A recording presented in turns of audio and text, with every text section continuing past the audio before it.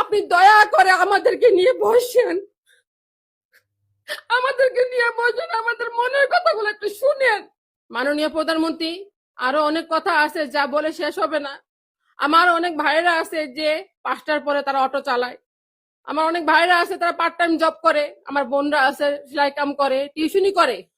মাননীয় প্রধানমন্ত্রী, আপনার কাছে বিনীত অনুরোধ, আপনি দয়া করে আপনি দয়া করে আমাদেরকে নিয়ে বসেন, আমাদেরকে নিয়ে বসেন, আমাদের মনের কথাগুলো একটু শুনেন।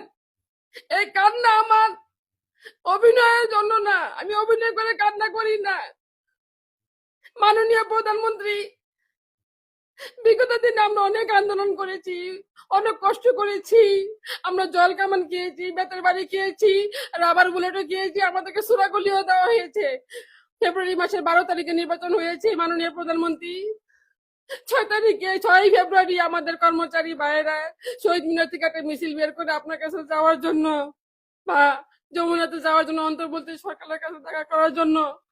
মাননীয় প্রধানমন্ত্রী, তখন আমার এই ভাই বোনদের উপরে পুলিশি হামলা হয়, আমার ভাইদের উপরে ছোড়াগুলি দেওয়া হয়, আমার ভাইদেরকে লাঠি পেটা করা হয়। আমার ভাইরা খুব কষ্ট করে, তারা হাসপাতালে ভর্তি। আমার অনেক ভাই আছে যে এখন ঠিক মতো হাঁটতেও পারে না। তারা কি ঈদ করবে না তারা চিকিৎসা করবে? তাদের চিকিৎসার জন্য কে এগিয়ে আসবে? কেউ এগিয়ে আসে না। আমরা কর্মচারী, আমরা বেশি কিছু আবদার করতে পারি না। মাননীয় প্রধানমন্ত্রী, আপনার কাছে বিনীত অনুরোধ, আপনি আমাদেরকে এই নির্বাচনের আগে যে আশ্বাস দিয়েছিলেন সেই কথাটা আপনি আমাদেরকে ঘোষণা দিন অতি শীঘ্রই, যাতে আমরা পে স্কেলটা পেতে পারি। সেই 2015 সালে পে স্কেল দিয়েছে, আর কোনো পে স্কেল পাই নাই। আমরা সব দিক দিয়ে বক্তব্য কি আমরা অনেক আশা নিয়ে বেঁচে আছি, আমরা অনেক স্বপ্ন দেখি,